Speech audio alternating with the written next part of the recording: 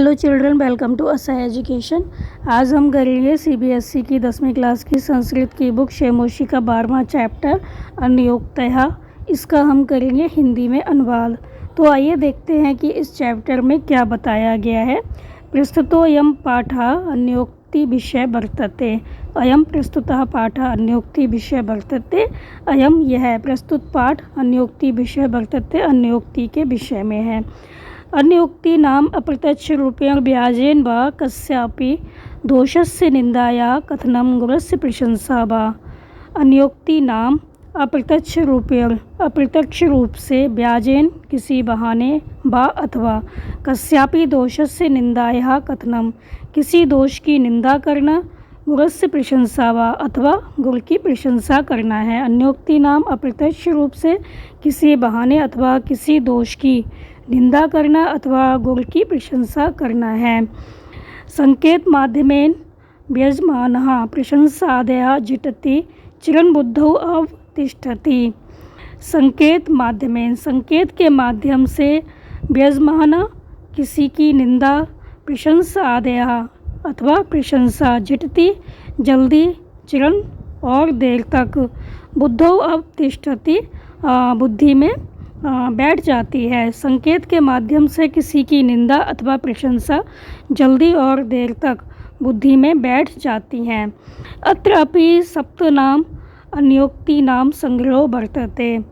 इनमें क्या है, 7 अन्योक्तियों का संग्रह है। इसमें 7 अन्योक्तियों का संग्रह है। या भी राजहंस, कोकिल, मेघ, मालाकार, तड़ाक, सरोवर, चातक आदि नाम माध्यमेन सत्कर्म प्रतिगमनाय प्रेरणा प्राप्यते। जिनमें राजहंस, कोयल, बादल, मालाकार, तालाब और चातक आदि के माध्यम से सत्कर्म प्रति, अच्छे कर्मों के प्रति गमनाए जाने के लिए प्रेरणा प्राप्यते, प्रेरणा प्राप्त करते हैं। जिनमें राजहंस, कोयल, बादल, मालाकार, माली, तालाब और चातक आदि के माध्यम से अच्छे कर्मों के प्रति जाने के लिए प्रेरणा प्राप्त करते हैं। तो यहाँ पे क्या बताया गया कि यह प्रस्तुत पाठ अन्योक्ति के विषय में है।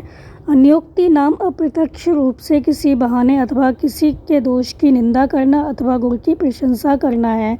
संकेत के माध्यम से किसी की निंदा अथवा प्रशंसा जल्दी और देर तक बुद्धि में बैठ जाती है, अर्थात पाठकों को जल्दी समझ आ जाती है। इसमें 7 अन्योक्तियों का संग्रह है, जिनमें राजहंस, कोयल, बादल, माली, तालाब, सरोवर, झील और चातक आदि के माध्यम से अच्छे कर्मों के प्रति जानने के लिए प्रेरणा प्राप्यते, प्रेरणा प्राप्त करते हैं। पहला श्लोक है, एकेन राजहंसेन या शोभा सरसा भवेत नासा बक सहस्रेण परिततीर्वासनः। तो इसका क्या होगा अन्वय, एकेन राजहंसेन सरसा या शोभा भवेत परतः तीर वासना बक सहस्रेण सा क्या शोभा ब्रैकेट में ना भवती। तो क्या अर्थ होगा इसका, एकेन राजहंसेन सरसा या शोभा भवेत। एकेन राजहंसेन, एक राजहंस से, सरसा या शोभा भवेत तालाब की जो शोभा होती है, परतः तीरवासिनः चारों ओर, तीरवासिनः किनारों पर, चारों ओर किनारों पर, बक सहस्रेण हजारों बगलों से, सा न भवती सा शोभा न भवती वह शोभा नहीं होती।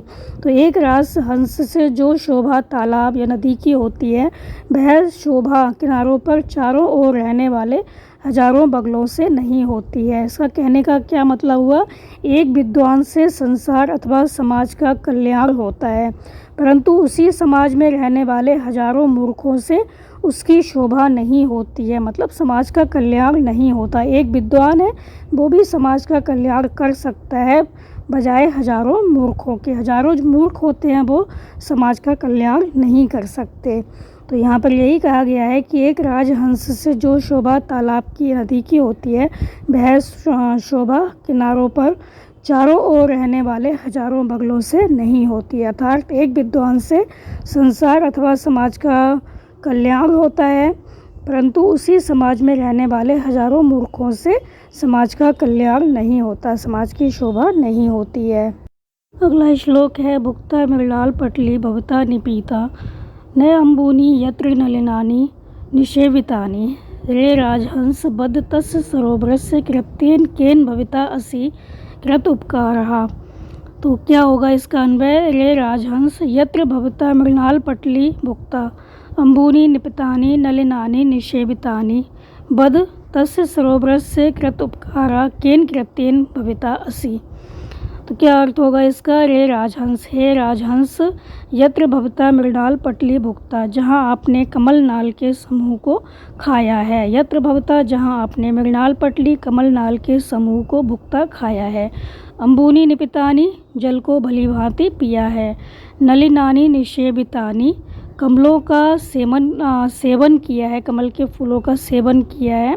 बद बोलो, तस्य सरोवरस्य, उस सरोवर का, कृत्य उपकारा, किया गया उपकार, केन कृत्येन भविता असि, किस कार्य से, भविता असि किस कार्य से चुकाओगे। बोलो, उस सरोवर का किया गया उपकार किस प्रकार से, किस कार्य से चुकाओगे। तो क्या कहा गया यहाँ पर? हे राजहंस, जहाँ आपने कमल नाल के समूह को खाया है, जल को भली भांति पिया है, कमलों का सेवन किया है, कमल के फूलों का सेवन किया है, बोलो उस सरोवर का किया गया उपकार किस कार्य से चुकाओगे। अर्थात जिस देश, जाति, धर्म और संस्कृति से हे मानव तुम्हारा यह जीवन निर्मित हुआ है, बना है, उसका बदला तुम किस प्रकार से चुकाओगे। इसलिए इन सभी का तुम क्या करो? सम्मान करो। अगला श्लोक है, तो यही अल्प ही अपि करोड़या भीमभानो निधागे मालाकार वैरच्छि भवता या स्तरोरस्य पुष्टि सा किम शक्या जनितुम इह प्रविशेर्येन भाराम धारासारान अपि विकीर्ता विश्वतो बारिदेन। तो इसका अन्वय क्या होगा? हे मालाकार, भीम भानो निधागे अल्पई तो यही अपि भवता करोड़या अस्य तरो या पुष्टि वैरचि भाराम प्रविशेर विश्वता धारासारान अपि विकीर्ता बारिदेन इह जन्यतुम सा किम शक्या। तो क्या अर्थ हुआ इसका? हे मालाकार, हे माली, भीम भानो निधागे, सूर्य के तेज चमकने पर, सूर्य के तेज तपने पर, निधागे गर्मी के समय में, अल्पई तो यही थोड़े से जल से भी, अभवता आपने, करोड़या अस्य तरो या पुष्टि वैरचि आपने करुणापूर्वक इस पेड़ की जो पुष्टि की है। तो हे माली, सूर्य के तेज चमकने पर या तपने पर, गर्मी के समय में थोड़े से जल से भी आपने करुणापूर्वक या दया दिखाकर इस पेड़ की जो पुष्टि की है। भाराम प्रवृश्य विश्वता धारासान, जलों को वर्षा काल में विश्वतः चारों ओर से, धारासान अपि धाराओं के प्रवाह को भी, विकीर्ता बारिदेन बरसाते हुए बादल से, यही जने तुम सा किम शक्या, इस संसार में उस पेड़ की क्या पुष्टि की जा सकती है। यही जने तुम सा पुष्टि ब्रैकेट में लिख देंगे, किम शक्या की जा सकती है। तो जलों को वर्षा काल में चारों ओर से, धाराओं के प्रवाहों को भी बरसाते हुए बादल से, इस संसार में उस पेड़ की क्या पुष्टि की जा सकती है, अर्थात नहीं की जा सकती। तो क्या कहा गया यहाँ पर कि हे माली, भीषण ग्रीष्मकाल की गर्मी में क्या होता है, थोड़े से ही जल द्वारा, आपके द्वारा करुणापूर्वक इस पेड़ का जो पोषण किया जाता है, क्या वर्षा काल में जल के चारों ओर से धाराओं को बरसाने से, बादल के द्वारा यह पोषण किया जा सकता है, अर्थात नहीं किया जा सकता। तो जब गर्मी लगती है, अगर कोई प्यासे को पानी पिला देता है तो क्या होता है, जो प्यासा होता है उसको बहुत संतुष्टि मिलती है। लेकिन वर्षा काल में जब बारिश होती है तो क्या होता है, बहुत अधिक बारिश होती है, लेकिन उस समय इतना अधिक गर्मी का मौसम नहीं होता। तो गर्मी के मौसम में जो माली होता है, अगर पेड़ पौधों पर पानी का छिड़काव करता है, पानी देता है, तो जो पेड़ पौधे होते हैं उनका बहुत अच्छे से पोषण होता है। आपका अगला श्लोक है, आपे द्रे अंबर पथम परतः पतंगा भृंगा रसाल मुकुलानि समाश्रयन्ते संकोचम अंचति सरस त्वयि दीन दीनो मीनो नु हंत कतमाम गतिम अभ्युपेतु।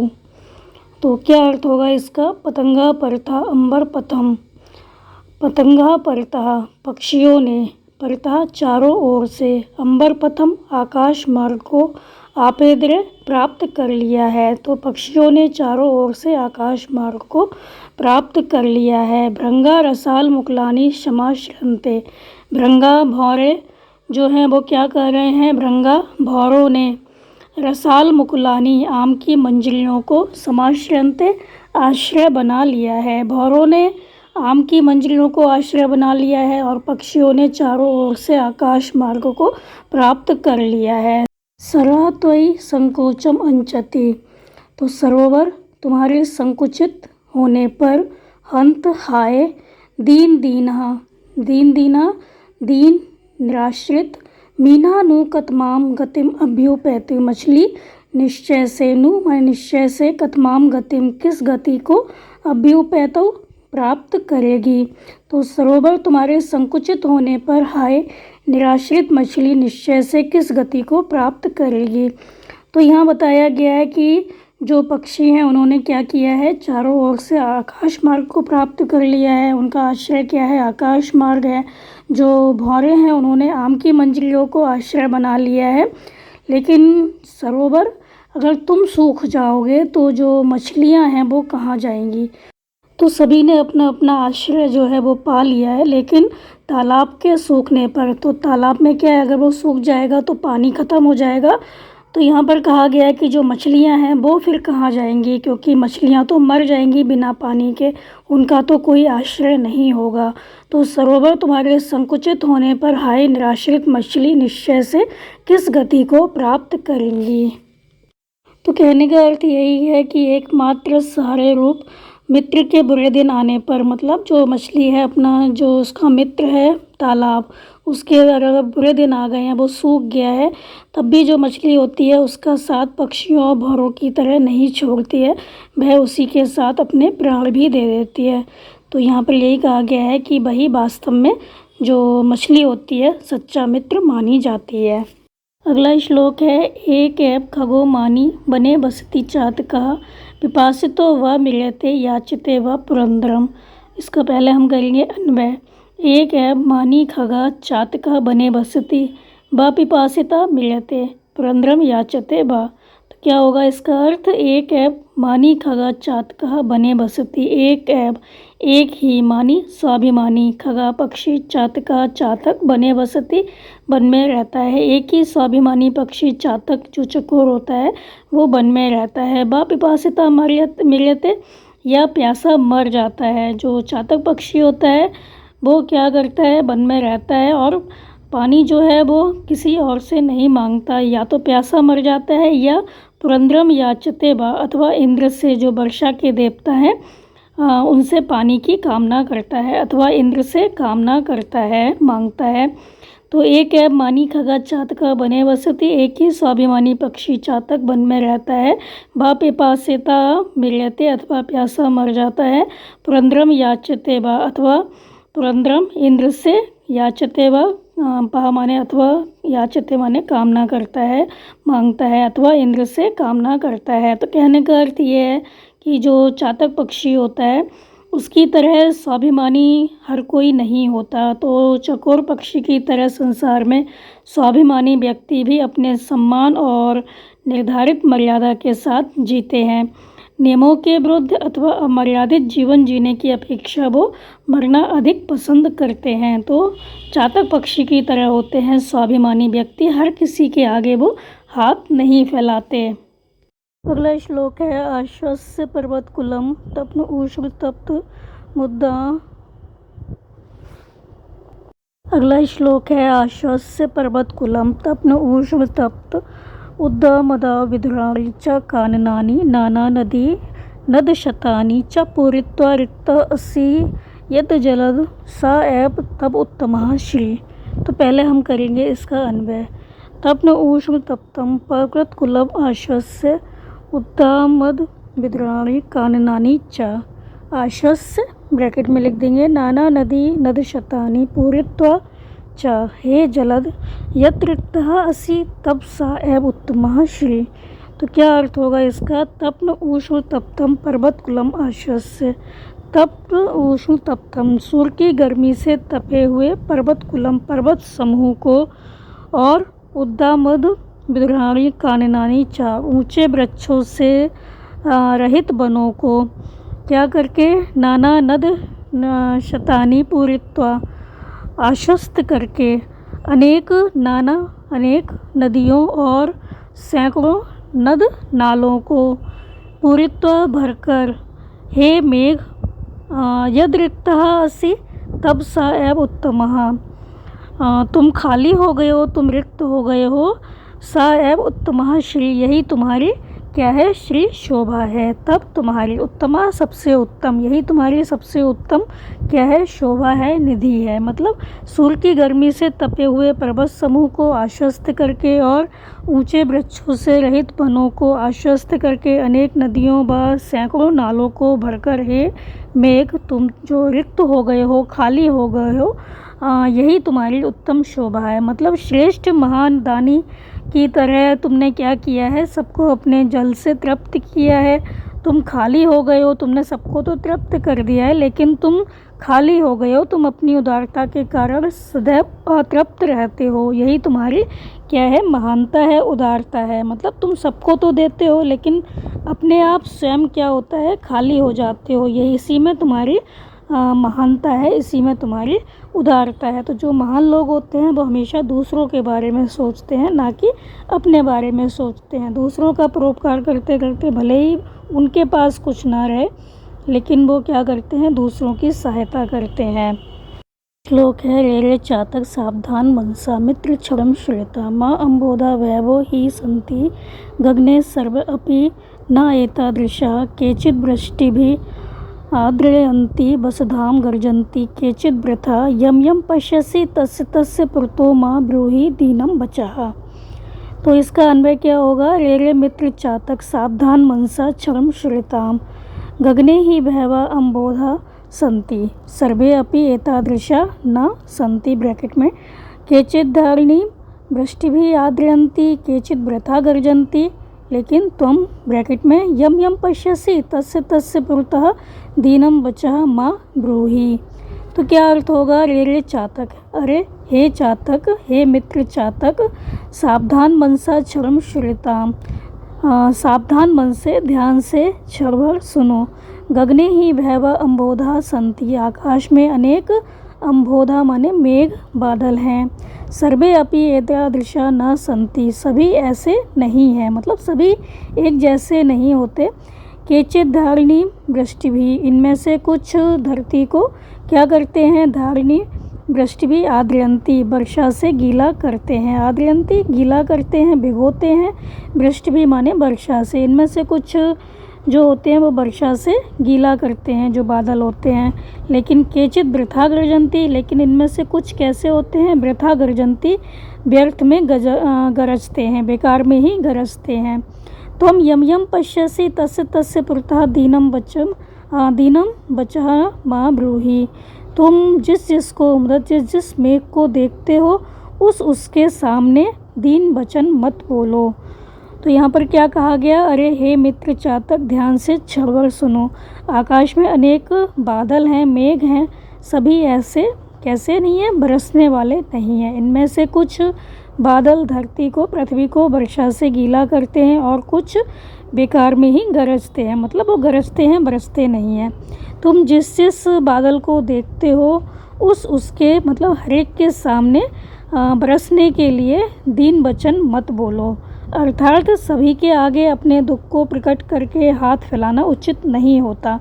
तो हर किसी के आगे हाथ फैलाने से क्या होता है, अपना ही अपमान होता है और सभी उदार भी नहीं होते। इसलिए कहा गया है कि सभी के आगे रोना या मांगना उचित नहीं है, हमें उसी से मांगना चाहिए जो उदार हो, जो दे सकता हो। हर किसी के आगे अगर हम हाथ फैलाएंगे तो क्या होगा, हमारा अपमान ही होगा। तो यहाँ पे जो आपका चैप्टर है बच्चों वो ख़त्म हो गया। आप इसको अच्छे से समझकर याद कर लीजिए और हमारे चैनल से एजुकेशन को लाइक कीजिए, सब्सक्राइब कीजिए और शेयर करना बिल्कुल मत भूला करिए। Thank you.